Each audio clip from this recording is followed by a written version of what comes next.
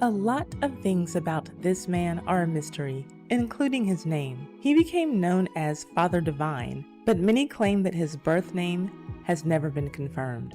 Many others say that his birth name is George Baker. At one point, before becoming Father Divine, he was known as the Messenger. And boy, oh boy, did this cult leader have a message to give his followers. In all honesty, there were a number of principles that he taught that most people wouldn't find to be problematic, and a lot of people even agree with. For example, he preached against discrimination based on race, religion, and even gender. He would also preach to his followers that they should not go into debt or use credit, and that they should work to earn a living, and not live above their means. Father Divine also preached against the use of tobacco, alcohol, and narcotics. He preached against the practice of sex for the unmarried, and for married people too. That's right. His followers were taught that even if married, they should not engage in sex. That's probably part of the reason why his group of believers didn't increase in number over the years. But that's not the most surprising part of his message for most. What is a big shocker for many is that Father Divine thought that he was God. And many of his women followers believed him, which led to his court case. So, in his mind, when the city of Valdosta, Georgia arrested him and put him on trial, they were bringing a lawsuit against God, and that would mean big trouble for them. He would see to it that they paid for their sins. Let's get into it. The man who would become Father Divine was born on a Georgia plantation in 1876, according to some sources.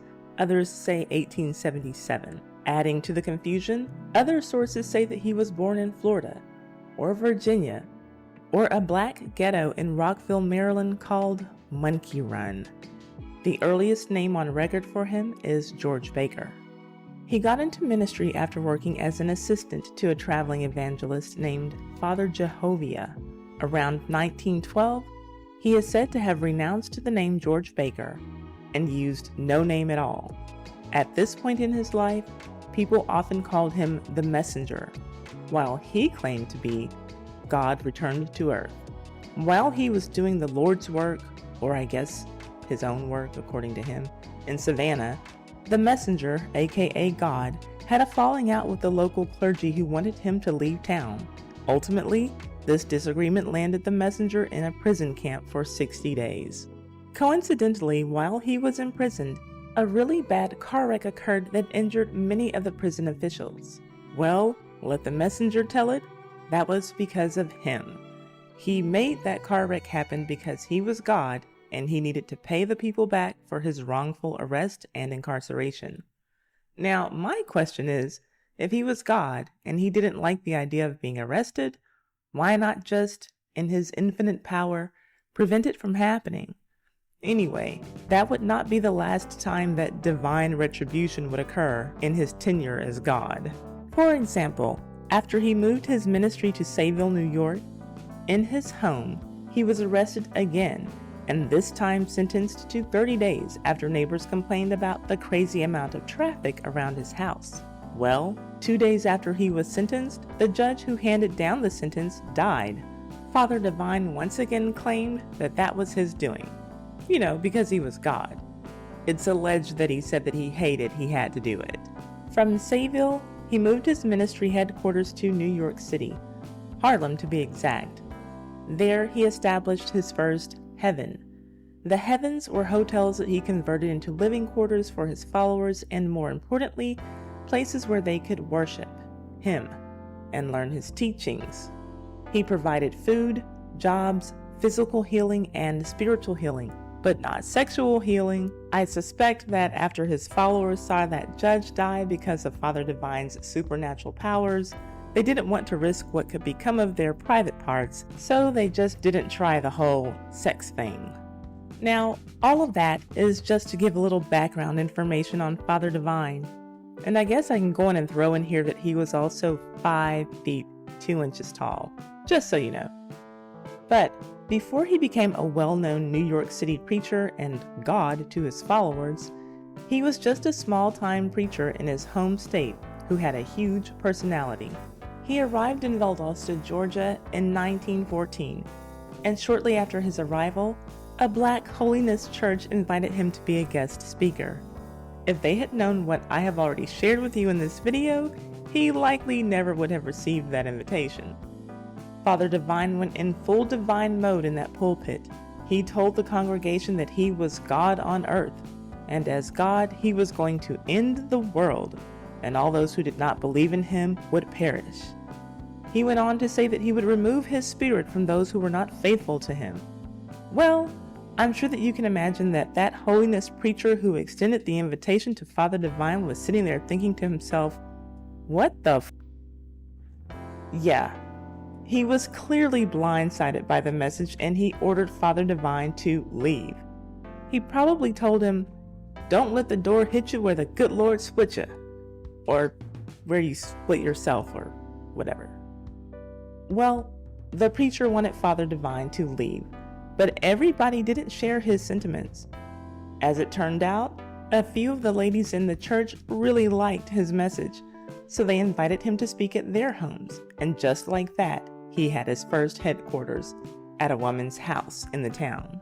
According to Jill Watts, who wrote about Father Divine in a book called God Harlem, USA, the Father Divine story, once his headquarters were established at this lady's house, Black women in the community would crowd into that house to worship him. A number of those women left their homes to move in with him at her house. Maybe he believed in his message, but if he didn't, he was certainly pandering to Black women, preaching to them about their independence and their equality to their husbands that they did not have. Well, you can imagine that that kind of preaching would have been right up their alley. Women who were maybe one generation out of slavery, who were basically owned by their husbands. Oh yeah, this guy definitely put out a message that resonated with the women of 1914. They were all in, and they went home and acted up. The ones who didn't decide to just stay with him went home to their husbands and started rebelling, opting out of the duties that came with their traditional roles as women and wives. Reportedly, one of his women followers went home and beat her husband.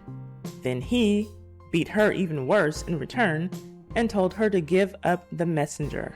Still, more and more Black women were going to hear their God preach. They started committing themselves to him and his ministry, working for him. Meanwhile, their husbands were at home getting angrier and angrier, looking for their sandwiches, so they band together to file lunacy charges against the messenger. It was Valdosta versus God the Fraud. It got crazy. On February 6, 1914, police arrived to arrest God. They were unsuccessful because his Black women worshippers literally used their bodies to surround and shield him, their God, from the police. It seems like at this point, at least one of those women would have said, "Let's stand back and see what our God can do," and wait for him to perform a miracle that would make the police flee.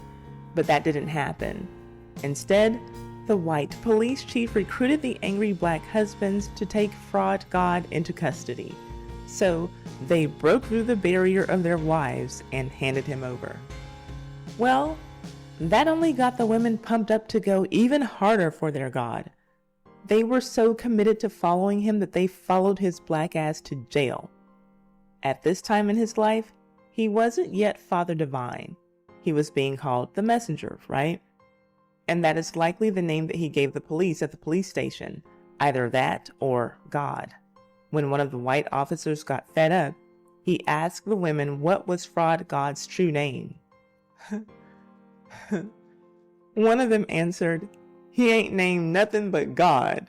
I bet that police officer wanted to quit work that day, just turn in his badge and retire. His arrest only helped his image in the minds of his, let's face it, stupid followers. The crowd grew at the jailhouse, and so did the size of his following. He started preaching from the inside of his jail cell for the gathering crowds. White people in town started to follow him too. He must have been extremely charismatic to have been able to gather mixed-race crowds to hear him preach from a jail cell in 1914. Most American churches are still segregated to this day. I don't see how at least one of his faithful followers wasn't like, "God, you're God.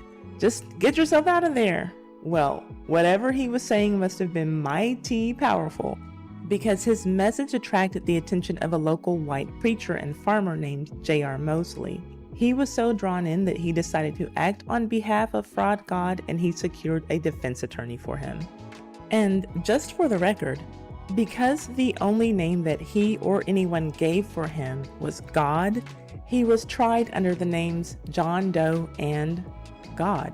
God would be represented in court by the well-respected local attorney J.B. Copeland, pro bono.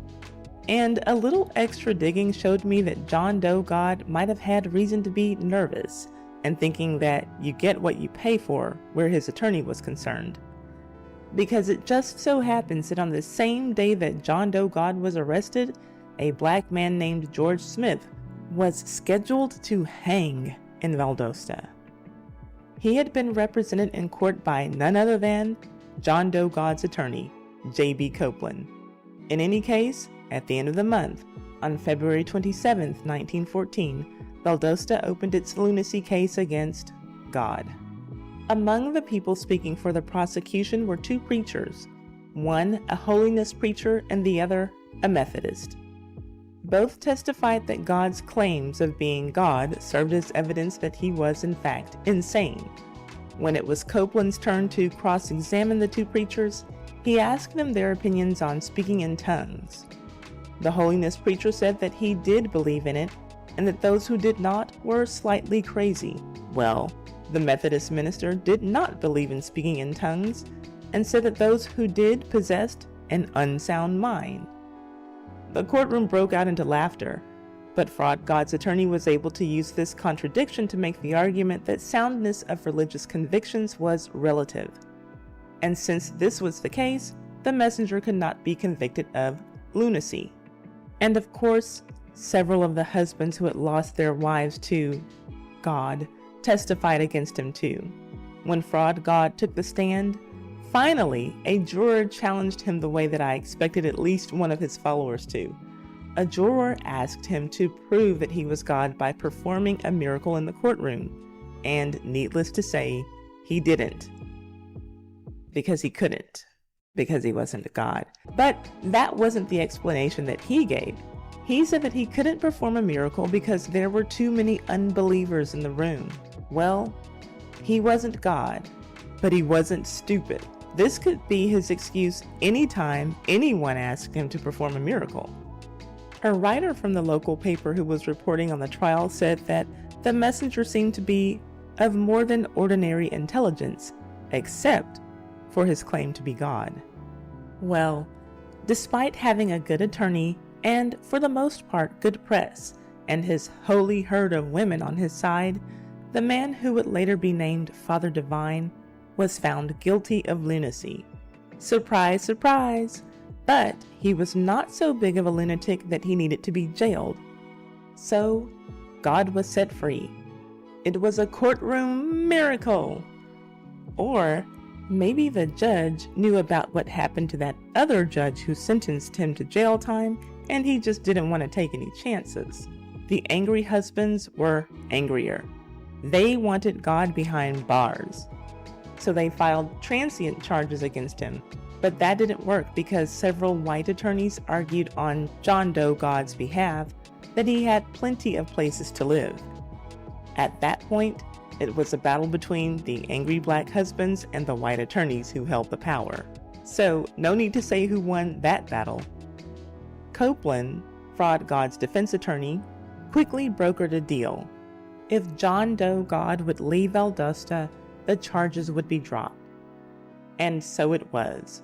God left Valdosta and promised to never return. But isn't God everywhere, all of the time? Never mind. My sources for this story are Valdosta Daily Times Archives, God, Harlem, USA, The Father Divine Story by Jill Watts, SimonidesSays.com, San Diego State University's Jonestown pages, and Flim Flam Artists True Tales of Cults, Crackpots, Cranks, Cretins, Crooks, Creeps, Con Artists, and Charlatans by Elaine Hatfield and Richard L. Rapson. Thank you so much for watching. If you liked this video, please share it on all of your social media. That really helps this channel out a lot. I'll see you on the next one.